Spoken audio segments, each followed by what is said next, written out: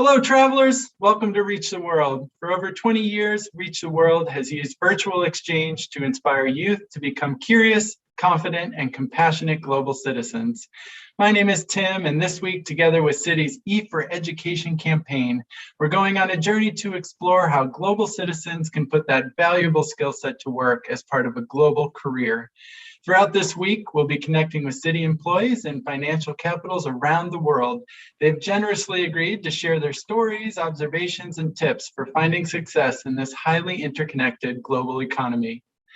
Today, we're traveling to Sydney, Australia to speak with Michael Mattiusi. Michael's joining us to talk about working, living, and thriving professionally in Sydney, Australia. Before we meet him, though, I want to welcome the teachers, students, Reach the World travelers, and early career professionals who are watching us today. Feel free to use the YouTube chat bar to let us know you're here, where you're joining from, and to share any questions you have for our guest as we go. And with that, let's journey to Australia. Mike, welcome to Reach the World. Hi, Tim. Thanks for having me. Absolutely. It's great to talk to you today. Thank you so much for waking up and talking to us this morning in Sydney. I want to start right away by asking you about yourself and your personal global career path, because I know it starts and ends, at least for now, in Sydney, but there have been many steps in between. Yeah, look, there have been. So born and raised in Sydney, and this is where I kicked off my journey. But spent a lot of time in New York. So roughly seven and a half years, returning to Sydney in the middle of the pandemic earlier this year. And unfortunately have only spent a couple of weeks in Citi's Sydney office, which was before Sydney went into lockdown in June. So I guess today I can kind of speak to the beginning of my career in Sydney, what I learned in my time in New York, and then kind of land the plane back here in Sydney. Yeah, that sounds great. I'm curious if you can remember if there was any experience when you were young or something you and your family did that sort of got you interested in possibly living and working outside of Australia someday. Definitely. Yeah, look, I think it really, for me, started when I studied finance at university. I think most people who, don't grow up in a global hub like New York, London, Singapore, Hong Kong, etc., and study finance, probably to some degree have an ambition to live and work in those places, and that was certainly the case for me. So it was interesting. I knew New York was always a goal. And then my first year out of university was actually 2008, which was the height of the global financial crisis. So it was a funny time to join the workforce. And I actually took that opportunity to go and travel for a little bit there, around the States and Europe, etc. And getting back from that traveling, I kind of just fell into foreign exchange. I came back and look, I had a degree in finance. I'd learn about currencies as I had, fixed income markets, etc. And I kept an open mind. And there was a junior FX dealer role going at a non-bank FX provider here in Sydney. So I jumped at that opportunity. And, I think starting my career in FX kind of exacerbated that global lens, right? I mean, FX obviously is a global market by nature, and as we talk about global competency on this call, foreign exchange sort of demands global competency, right? So it was in that role that I was able to develop an understanding of global geopolitics, what different central banks around the world are doing from a monetary policy perspective, and how all that impacts currencies. So that, I think, just fueled my desire to work overseas, and for me personally, particularly in New York. And then I think, anyone who has an ambition of working overseas always faces that challenge of, well, how do you make that move? A lot of Australians will take the the way of a tourist visa, the 3-month tourist visa, get over there, set yourself up in some formal fashion and just try and find a job over that time frame. And actually that was my intention, but before I did that, I happened to have a trip in the States, and I was going to be in New York for a week. So I just sort of jumped on LinkedIn. Those were sort of the early days of LinkedIn, where it's a little more flexible. And I just started hitting people up and lined up a bunch of sort of intro meetings, casual intro meetings, coffees, etc., just to get in front of people, which, I think has always served me well. A little bit more difficult in these times where everything's a lot more virtual, but I think getting in front of people, getting to know people, building that sort of interpersonal relationship goes a long way, whether it's trying to further your career or expand client relationships, etc. So I did that, and one of those meetings a few months later eventually turned into a job offer, and that got me over to New York. So it was sort of a bit of a whirlwind in the end, but I ended up spending, as I said, over 7 years in New York, I think I learned a lot over there, and I was exposed to a lot of different people. I think that's something that I could mention in Australia. While we are a large country geographically, we aren't population-wise, and different parts of Australia, I think there's fairly minimal kind of cultural difference. Whereas in the US, as I'm sure you would agree, it's like 6 different countries in one. So I was fortunate enough to work for a couple of great organizations in my time over there, Bloomberg before joining Citi. And I was able to sort of travel around the States and gain an appreciation for that diversity. And also, in comparison to the job I had in Sydney, where I was really dealing with smaller corporates who were predominantly domestic companies who were importing or exporting something. In my roles at Bloomberg and Citi, dealing with multinational corporations, right? So all of a sudden there was not only an exposure for me in terms of who I was interacting with directly, but I was now exposed to global treasuries and the challenges that they face between their head office and all their global branches. I think that, again, helped me develop that global competency and understanding how to help corporations deal with the issues that inevitably arise when doing business cross-border. I think my experience over in the States, as well as just sort of the personal travel, I think, it enabled me to develop a sense of empathy, being able to empathize the challenges that different people in different parts of the world face. And, I think that is really a key piece in developing global competency and sort of furthering your global journey. All right, wonderful. You said something sort of casually that I want to ask you about. You said, I just kind of popped over to New York. It's a very upon reflection, that's a big journey from Sydney to New York. And a lot of Reach the World travelers are starting to make their own first big journeys out of the United States and explore other countries. And oftentimes it's a very intimidating thing to just pop into a different culture. Obviously, there was a little language parity between Australia and the US. You didn't have that barrier, but is there anything you can think of that just really, upon reflection in the last 10 years or so, that makes it easy for you to just pop over to New York? What are the things that over the course of time come together to create that sense of, I could just go here, or I could easily talk to someone from here and be successful? Yeah, look, I think what shouldn't be understated is the interest the average person has when speaking to someone from another country.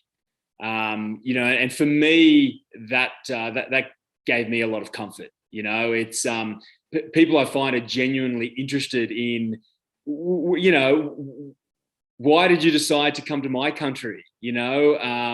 Where are you from? What differences do you see? I mean, it creates quite a sort of an elevated platform to any sort of conversation. Brings sort of another element in, which I think humanizes conversations, particularly in the professional world.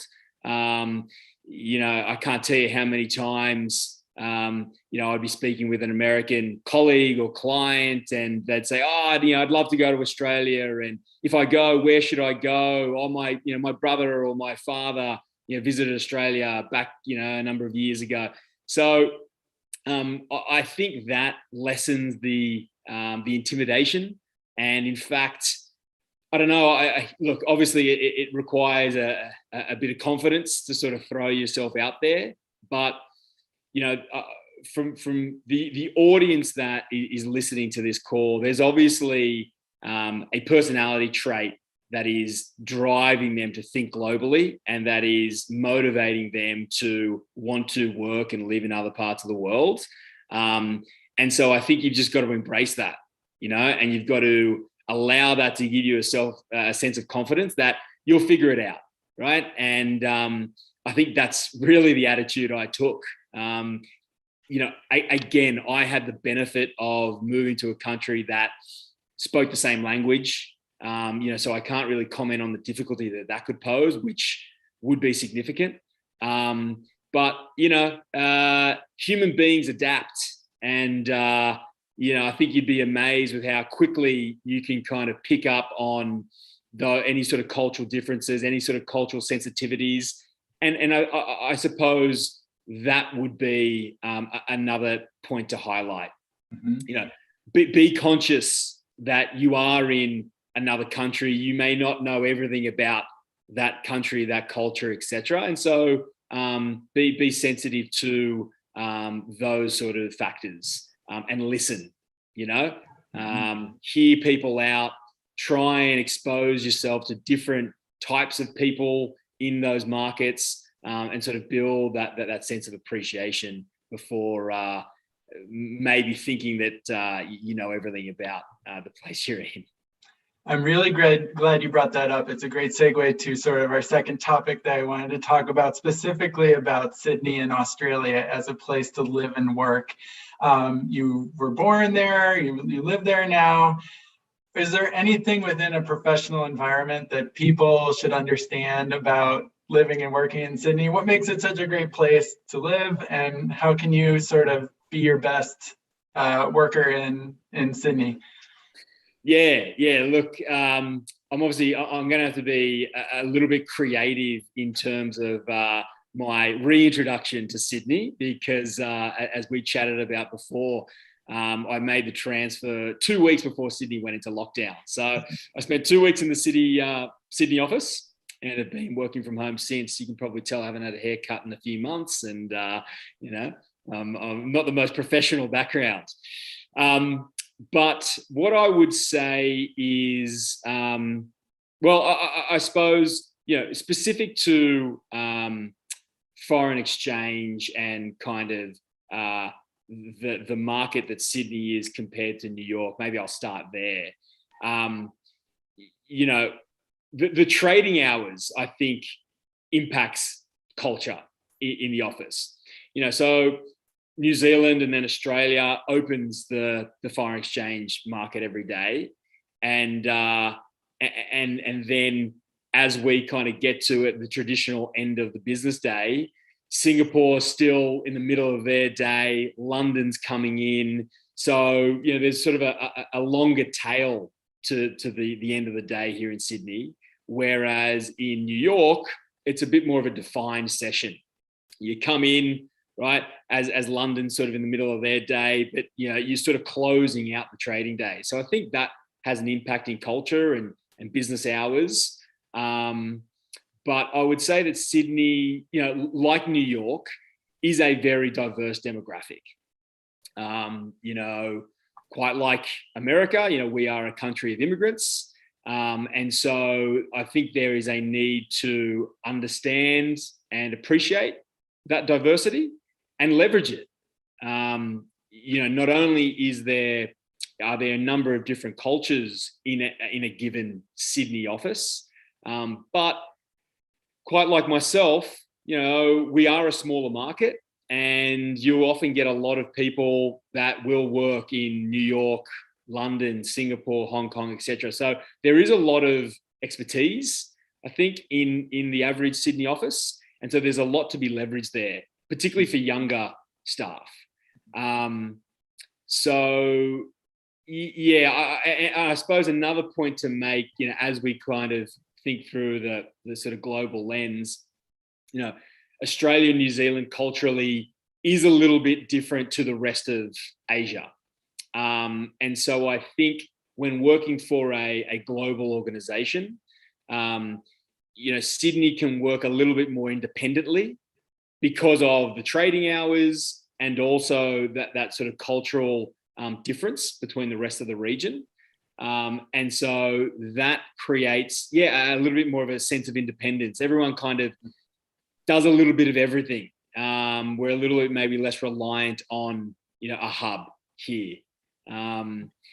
So look, I think for those that are interested in working in Sydney, I think there is a lot to be learned down here because of that global experience, because of that sort of independent nature. And then look, in terms of living here, Sydney is a very physically gifted city, built around a harbour, on a coastline. So very sort of beach culture, fairly mild climate, sort of similar to maybe, Southern California kind of weather, and maybe a little bit wetter in the winters. We do get a bit of rain, but the summers are quite nice. So from a lifestyle perspective, you're not going to be disappointed. But I'm trying to park my Sydney bias a little bit. Well, you let it all out. I'm going to ask you, what's your personal favorite thing about living and working in Sydney? Is it one of those things you just listed?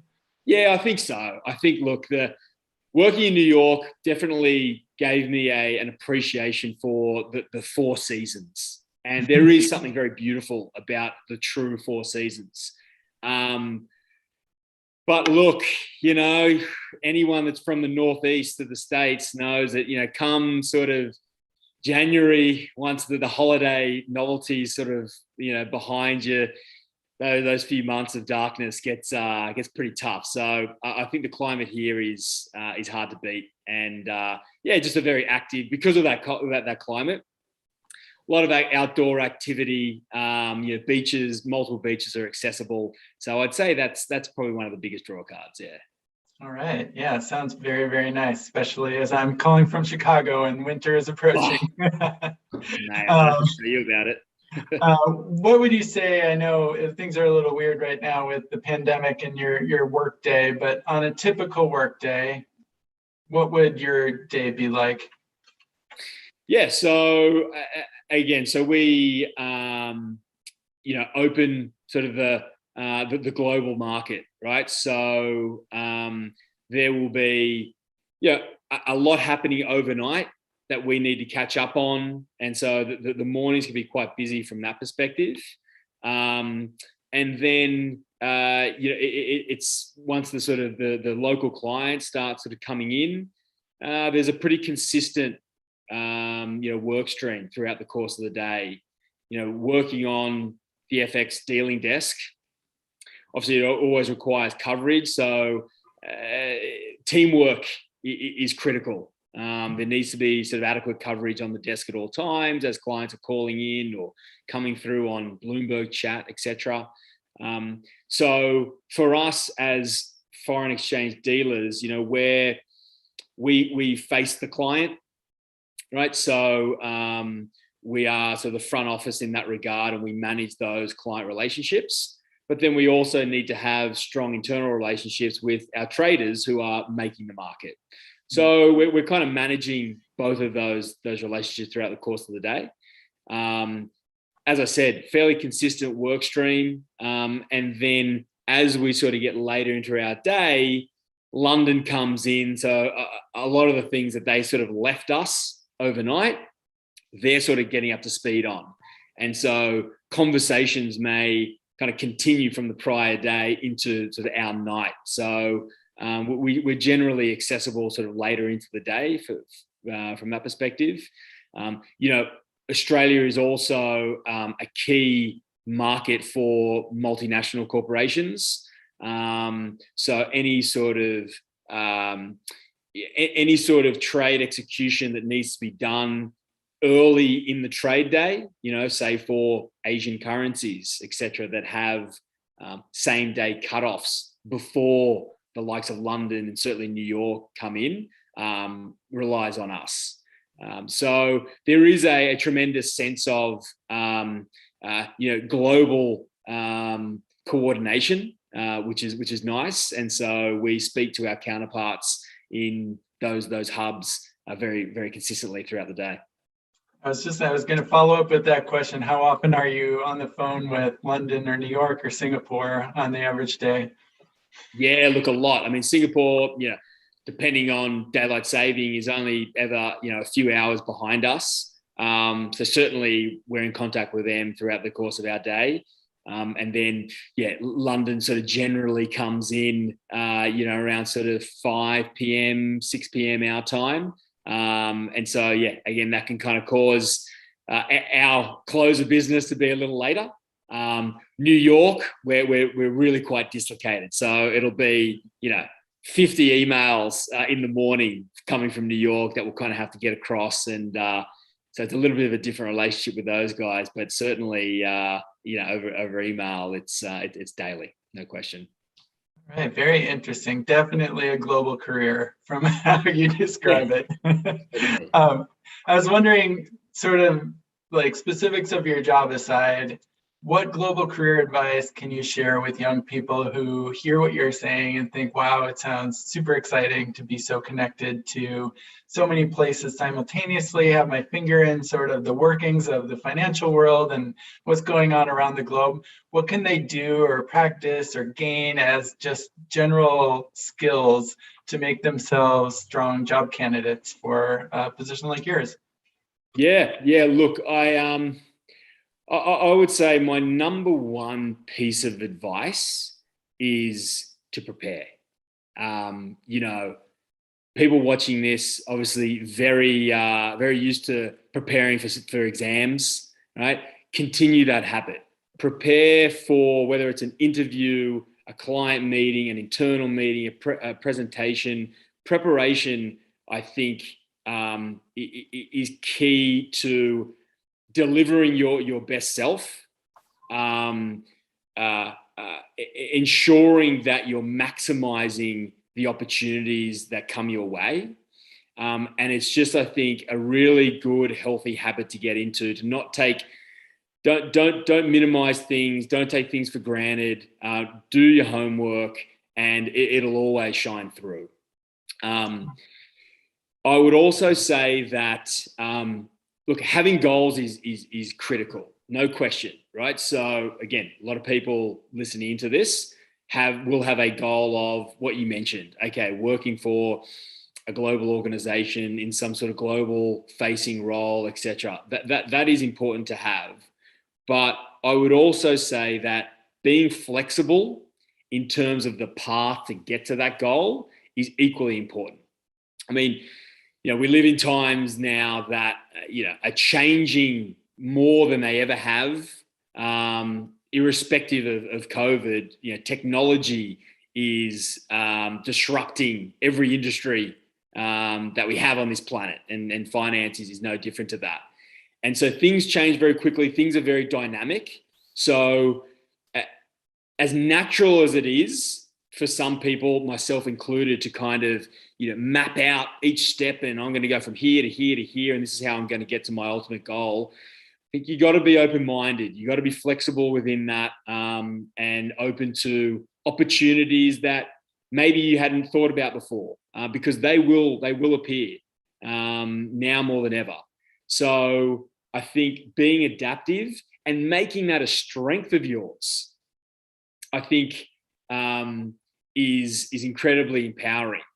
And as we sort of move forward, that will be a criteria, a characteristic that employers will be looking for. I mean, in fact, Bloomberg went so far as to they would move our desks every 2 or 3 months or something, and they would change job descriptions even very slightly, super regularly, to implement that kind of comfort with change. And that's kind of always stuck with me, and I think that's a good lesson. And look, lastly, I would say I sort of touched on it earlier, but and while right now it's a little bit more difficult, but traveling, right? Whether it's personally or otherwise, I think putting yourself in new and different environments, exposing yourself to different cultures, different types of people, different conversations, I think that will make you a more rounded individual, personally and professionally, and will allow you to develop a sense of empathy, which, as I mentioned before, I think is critical for any person, again, both professionally and personally. So get out there. It can be intimidating, certainly, but you'll learn a lot very quickly, and you won't regret the experience. Some great advice. I want to come back real briefly to an anecdote you shared earlier about your use of LinkedIn to network and get your first job in New York, because I thought that was very ambitious and creative and an interesting way. Do you have anything else you want to say about networking? It seems like you're an advocate. Look, I am. While I've never necessarily been, a staunch believer in defined, networking events and things like that. They always felt a little forced to me. Networking is, it's sort of become, a buzzword, but really it's meeting people, right? It's having conversations, personalizing professional conversations. It's always saying yes when an opportunity comes up. Oh, look, would you like to, jump on this interview for Reach the World? Would you like to come along to this meeting? Would you like to, go to dinner with these people? Whatever it may be, you'd be amazed with how opportunities arise out of seemingly the most random interactions. So if you shy away from those sort of opportunities, you're only doing yourself a disservice. So while attending certain events, etc., is what most people think about when they think networking, I would argue that that is not the truth. And networking is basically a daily habit, right? It's putting yourself out there. It's meeting new people. Again, it speaks to what I was talking about before. It's, okay, I want to work in a certain part of the world. All right, how can I find contacts in that area? Whether it's LinkedIn or it's other forms or other platforms. It's thinking creatively, and it's just being confident about your abilities and your ability to hold a conversation. I think that's ultimately what it boils down to. That's fantastic. Thank you, Mike. Such good advice in there. I'm going to give you an easy question to finish us off for today. It might be hard. I don't know. It depends how you interpret it. But if I was coming to Sydney for the first time visitor to Australia and Sydney, what's something I absolutely would have to do or eat or experience to really get the understanding of Sydney? Yeah, look, it's a good question. I'd pick you up from the airport and I'd throw a pair of board shorts at you and we'd go straight to the beach. There's a beach 15-minute drive from the airport. and we'd go for a bit of a walk, along the headland, that connects the different beaches. We'd stop for breakfast. I actually only realised that I guess Australians are kind of known for their breakfast when living in New York. It seemed like every cafe that popped up was an Australian breakfast cafe. But I guess we'd do that, have a good coffee, and then look. I think one of the things that surprises a lot of people is that kangaroos actually are kind of everywhere when you get out of the city.